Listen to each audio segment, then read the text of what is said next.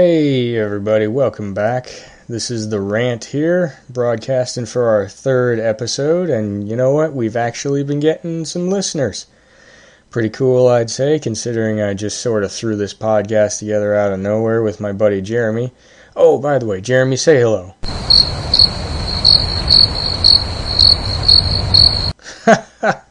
I forgot, I'm flying solo this week, hence the cricket noise there, but you know what? That's okay. I think I can make this work this week.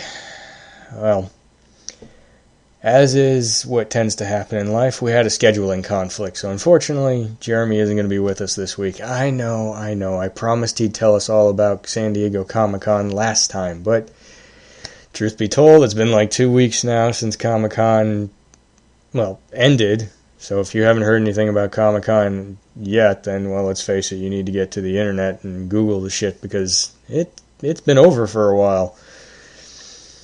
Oh, don't worry, I'm sure he'll regale us with some tales of Comic-Con, especially the misfortune he had. Would you believe somebody actually stole money out of his hand while he was in line at the San Diego Comic-Con? I know, it's horrible, right? Don't worry, he'll tell us the full story.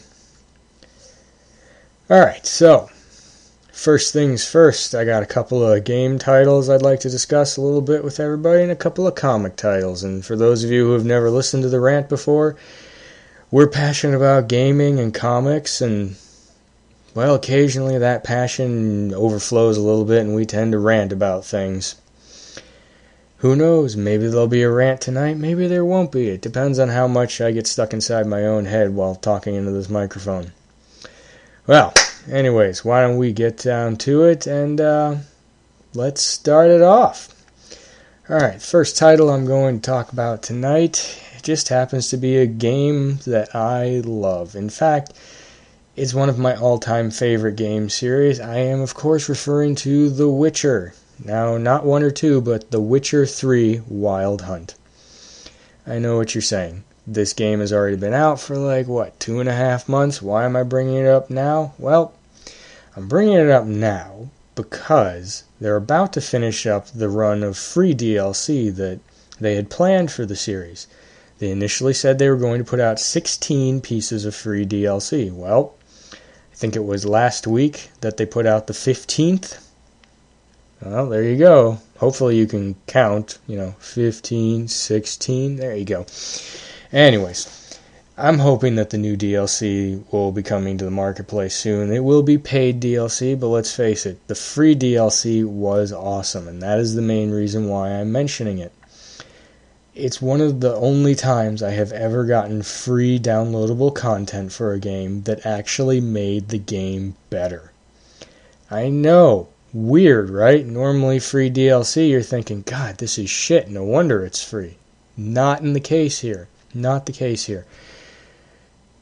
I mean, they gave you a couple of free extra missions, not short missions, by the way. They were worth a good half hour to an hour's worth of work, depending on how much trouble you had with completing the tasks in the mission. Not bad for something that's free, right? You get an extra hour running around swinging the sword. Come on, who doesn't want to swing a sword around for another hour? They put out some armors. Some unique sets of armor for anybody who actually is into The Witcher. They had put out a set of armor from Temeria, a set of armor from Nilfgaard, a set of armor from Skellige. Those were the 3 biggies in the game, by the way, the 3 big nations. But the point is, the armor wasn't just a fancy look. They each actually had reasonable stats on them and came in handy. I mean, you had other options to choose from, but it was worth using the armor. It wasn't just we'll give you a paint job. That'll keep them calm. The armor actually was worth using and gave you a little leg up and was easier to obtain than some of the other armors. I mean, let's face it, if any of you have actually played The Witcher, you know that getting a new set of armor in the game or a new weapon, not the easiest of tasks. I mean, usually in order to get something that actually really improves over what you've got, you have to find the pieces to have the armor or the weapon crafted. That can be kind of a pain in the ass. I mean, let's face it, The Witcher is not the easiest of games. In fact, it's one of the harder games. But That is actually what makes the game so freaking awesome. In fact, since the game's release back in the middle of May, I believe it was, I have managed to beat it twice. I'm not bragging here, but I beat it once on normal, and then I thought, fuck it, let's go for gold, throw it on Death March, the hardest difficulty, and I gotta tell you guys, the game became more fun. I mean, how often can you actually say that? When was the last time you thought, and you had the connecting thought of, you know what, if this game was harder, it'd just be so much more fun? I gotta be honest, guys, I don't think I've ever really had that thought. The majority of games that I actually wanted to go through on the harder difficulty, it wasn't more fun. It was frustrating.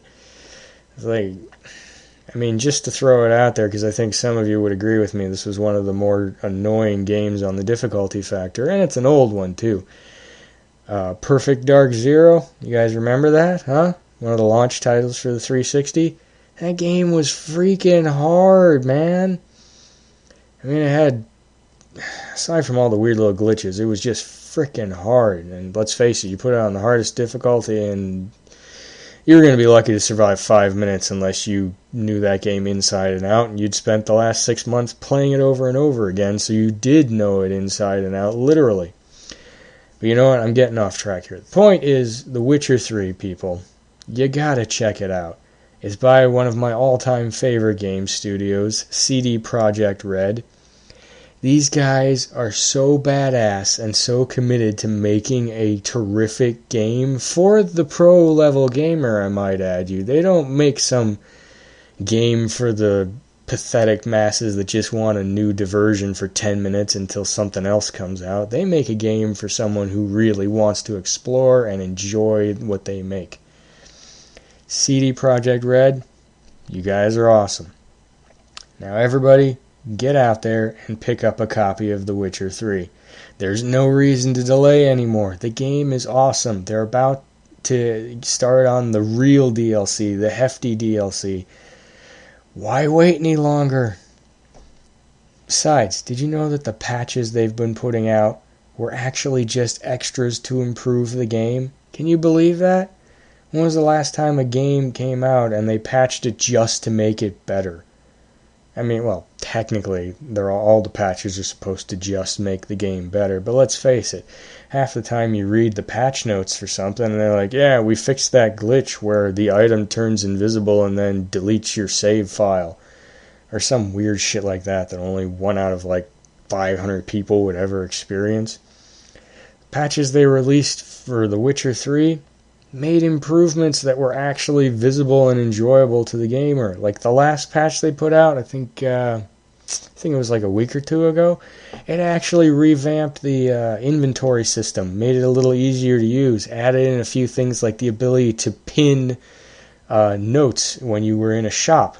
Now, what I mean by this is, like, if you needed to buy ingredients for an alchemy recipe or components for a crafting schematic, you could click on that recipe or schematic, and then when you went to the shop that carried the items for that stuff, the recipe would be up on screen and you could see what you needed, not having to remember, which is kind of helpful given, the game is big. It's a very big game. There's a lot of crafting components in there, and geez, trying to remember all of them it's just hard.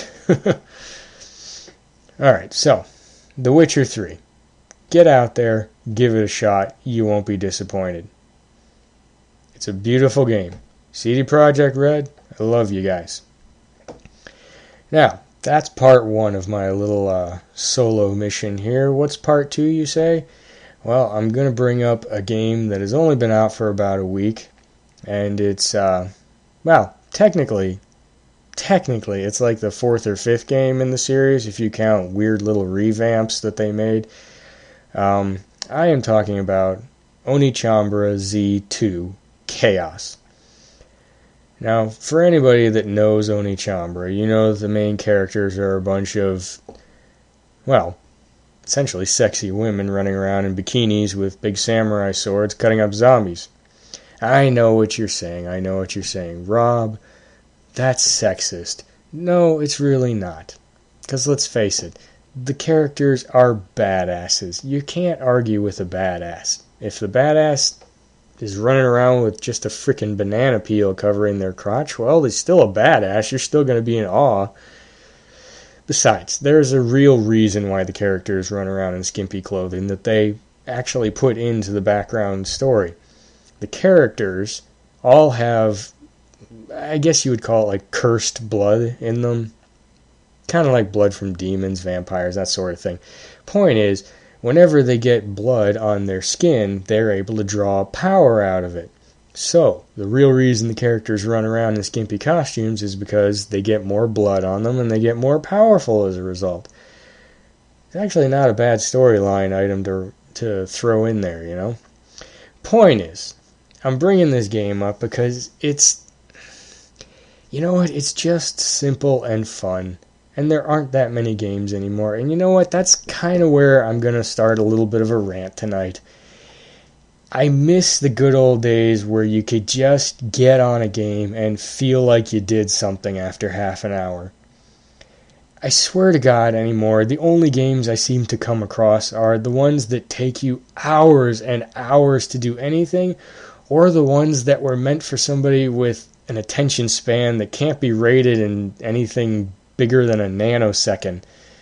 I mean, let's face it, when was the last time you sat down like at a bus stop and you pulled out your mobile phone and started playing one of those games? You can beat the whole fucking thing in like 5 minutes half the time. None of those games are fun anyways. I'm sorry, I fucking hate mobile gaming. Well, smartphone mobile gaming. Mobile gaming on like a 3DS or a Vita, that's something totally different. So those are pretty much consoles, to be honest. Sorry, anyways, back to Onechanbara. If any of you actually ever played the original game that made it to our shores way back when, 2009, I think it was called Onechanbara Bikini Samurai Squad. Yes, I know.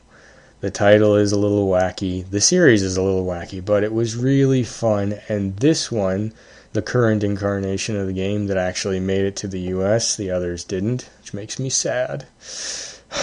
Come on, Japan, you gotta start putting out more of these awesome titles and getting them over to us.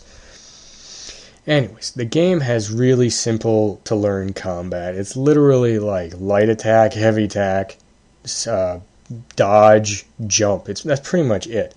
In fact, the series originally came out of a collection of games that they put out over in Japan called the Simple 2000 series. Cool concept, wouldn't you say? I mean, let's just make some really easy to get into games that are just fun. What a novel approach.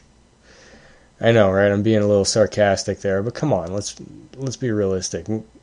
How often do game developers actually have this in mind anymore? Now it seems like their whole goal is, hey, how much money can we squeeze out of this fucking thing?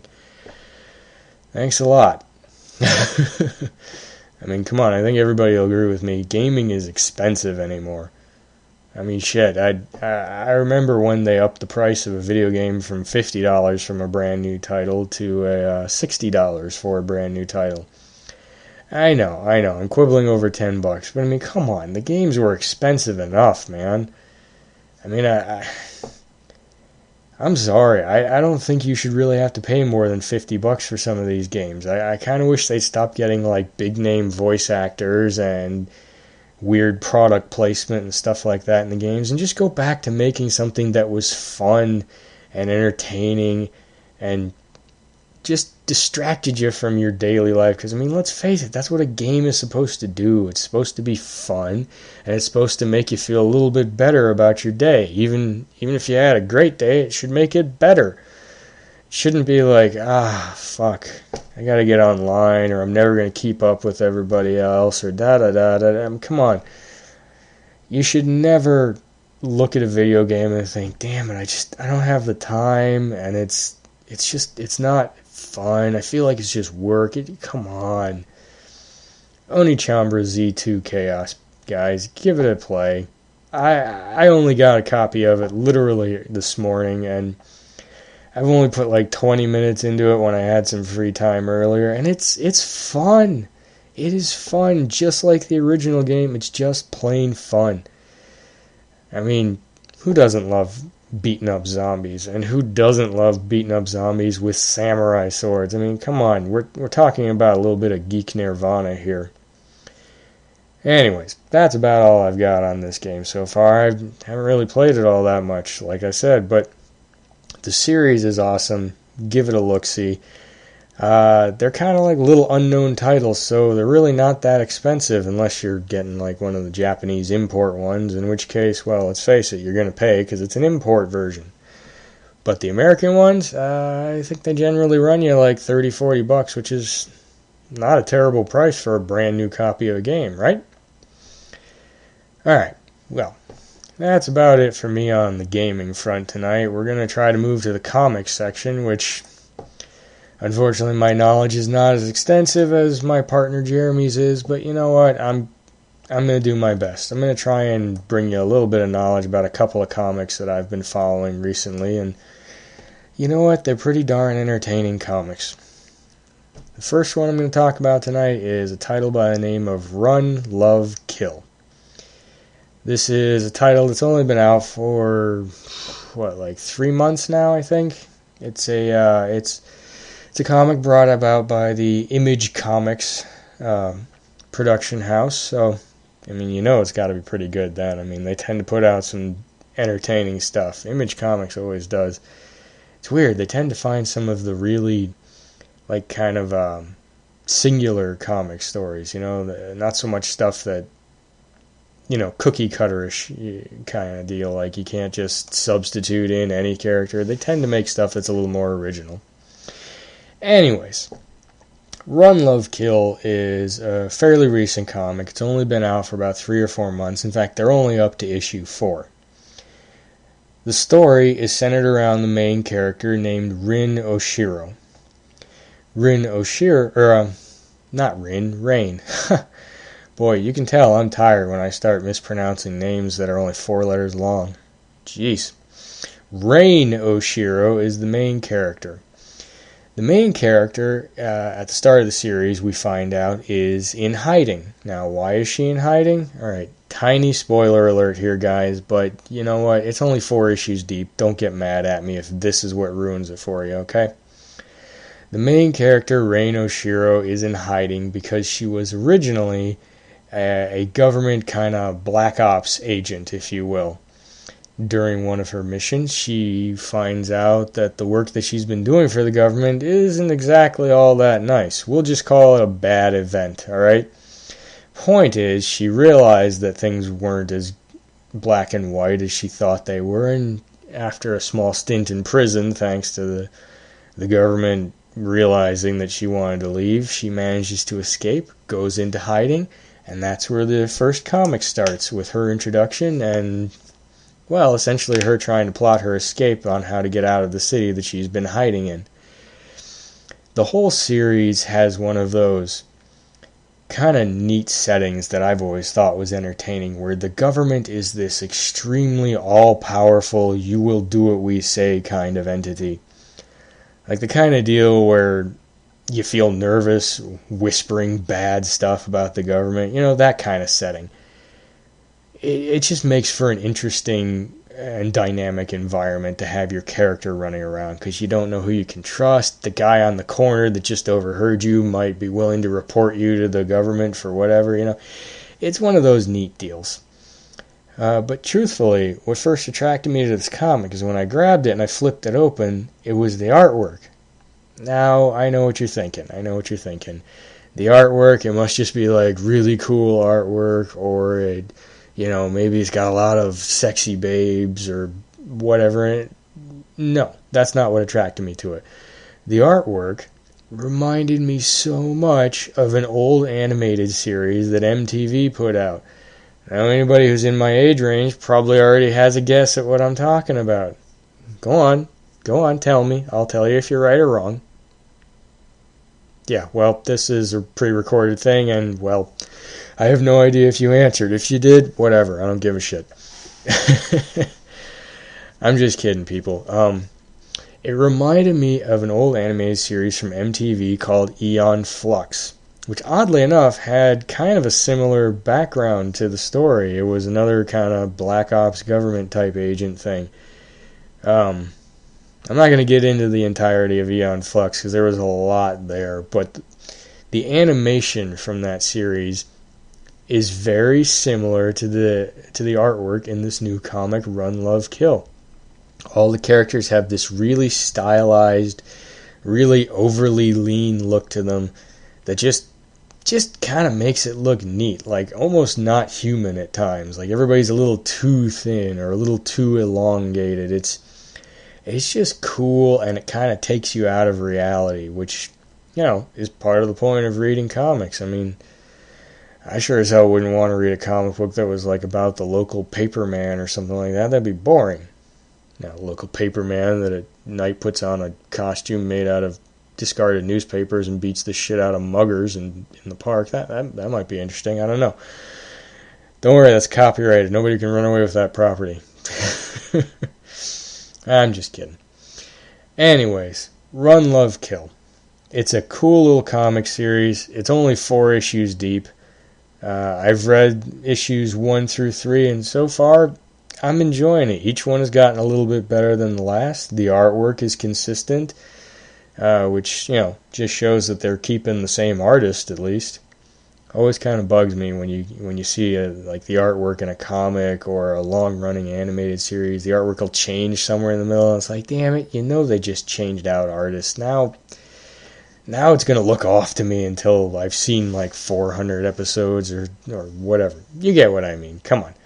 I'm sure it pisses a lot of you off too when the little things all of a sudden change and you can't put your finger on it, but it's bugging you. Alright. I'm getting off topic again here. Let's face it, it's a little hard to stay on topic when I'm solo. I mean, all this shit is going on in my head, essentially. Boy, it's going to be a long night. Alright, so, moving on to the second comic that I would like to remark on tonight. I am talking about Spider-Woman. Now, Spider-Woman, the current run of that, which started, I think it was back last November.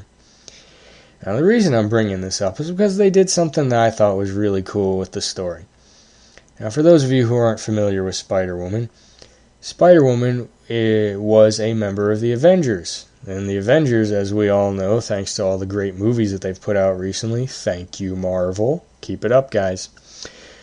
The Avengers are kind of a global protective force. A lot of the bad guys and anything that is causing trouble for the Avengers tends to be like a global problem, like the end of all people or the destruction of the planet, that kind of thing. Well, in the comic series, Spider-Woman was a member of the Avengers. What they did in this current run is they decided to have her quit the Avengers because it was just too much for her. She wanted to go back to defending the little guy. That I thought was just awesome because, truth be told, that is what attracted me to the Spider-Man series when I was a little kid. I always liked that Spider-Man was always out there saving like individual people. It was very personal. It made you kind of feel like, when you're reading it anyways, it made you kind of feel like if Spider-Man really existed, he'd be like a regular old Joe, like you could walk up, shake his hand, buy him a cup of coffee or a beer, something like that. It always kind of felt weird to me how some superheroes in these series seem so much larger than life that, like, you'd think that if it actually happened in real life, you'd kind of be starstruck, and that's just weird. I never liked that aspect. And anyways, that's what they've done in the Spider-Woman series. They took it from this giant grand scale and brought it back down to the street level, and I really like that. The series itself isn't all that far in either. I think, I think it's like book 9, I think it was, that came out recently. It's a good series. You know what? Don't quote me on the number of the book. I totally am blanking out on which issue they're up to. But the point is, it hasn't been running that long. So if you're interested in it at all, you won't have a giant back catalog to read through. Let's face it, sometimes that's definitely a deterrent for reading a series. I mean, Hell, look at Wonder Woman. That thing had ran for 600 plus issues originally. I mean, well, I think everybody remembers the issue 600 where they gave Wonder Woman this awesome like black leather outfit, and it was just for that one damn issue. And it actually kind of bugged me. I really liked that costume. It was badass looking. You know what? I'm getting off topic again. See, this is why I need to have a co-host. Somebody else that can keep me from rambling forever. Jeez.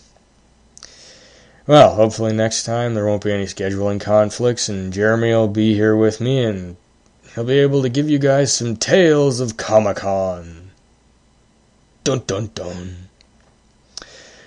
Alright, folks. I think that is about it for me. It's been fun, and remember, this was the Rant. Please like, subscribe, leave a comment. Just please don't be too hurtful. I'm sensitive, you'll hurt my feelings. And don't forget, if you liked our stuff, you should give my buddy's channel a look-see. Jarsha's Opinion. I'll put the link down in the comments below. Have a good night, folks. Take care.